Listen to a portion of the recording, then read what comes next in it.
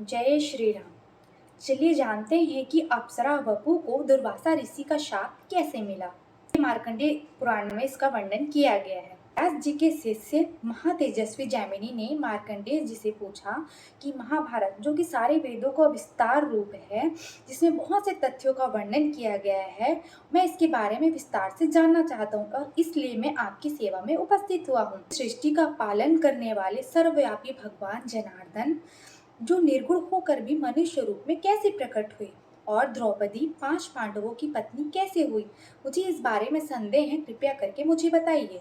और द्रौपदी के 5 महारथी पुत्र, जिनके पांडवों जैसे पिता महान रक्षक थे, वे अनाथों की भांति बिना ही विवाह के कैसे मारे गए, कृपया इस बात का उत्तर दीजिए। मार्कंडेय जी बोले कि ये मेरे संध्या वंदन का समय है और मैं तुम्हारे प्रश्नों का उत्तर बहुत ही विस्तार पूर्वक देना चाहता हूँ, लेकिन यह समय उपयुक्त नहीं है। मैं तुम्हें 4 ऐसे पक्षियों के बारे में बताता हूँ जो तुम्हारे प्रश्नों का उत्तर भी देंगे और तुम्हारे संदेह का निवारण भी करेंगे।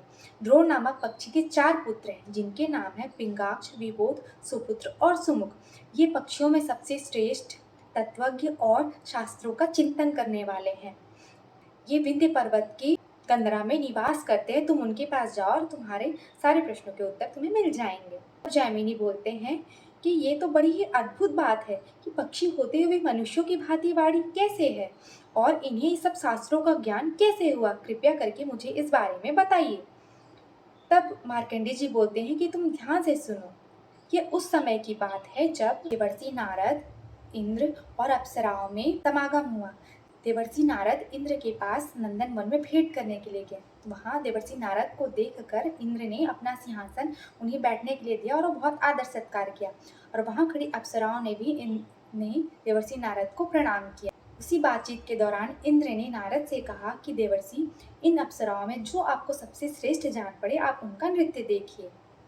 तब नारद ने कुछ सोच विचार करते हुए कहा कि तुम सभी अप्सराओं में जो अपने आप को रूप और उदारता में सबसे श्रेष्ठ जाने, वही मेरे सामने नृत्य करे। मार्कंडेय जी कहते हैं, उसके बाद सभी अप्सरा आपस में बातें करने लगी कि मैं श्रेष्ठ हूँ। फिर सबने कहा कि नहीं, मैं श्रेष्ठ हूँ। उनकी इस प्रकार मूर्खता भरी बातों को सुनकर इंद्र ने कहा कि महर्षि नारद से ही पूछ लेते हैं कि आप लोगों में श्रेष्ठ कौन है। तब नारद ने कहा कि हिमालय पर्वत पर महामुनि दुर्वासा जो तपस्या कर रहे हैं, जो उन्हें क्षुब्ध कर देगी, उन्हीं को मैं सर्वश्रेष्ठ मानूंगा। ऐसा सुनते ही सबकी गर्दन हिल गई और सबने कहा यह कार्य हमारे लिए असंभव है। वहाँ पे एक अप्सरा थी वपु, जिन्हें मुनियों को क्षुब्ध कर देने का गर्व था। उसने नारद जी से कहा कि मैं ऋषि दुर्वासा के पास जाऊंगी और उनकी इंद्रियां जो उनके काबू में है, उन्हें मैं अयोग्य सिद्ध कर दिखाऊंगी। अपने काम बाण के प्रहार से उनके मन रूपी लगाम को गिरा दूंगी और उन्हें काबू से बाहर कर दूंगी। यह कहकर वपु हिमालय पर्वत की ओर गई।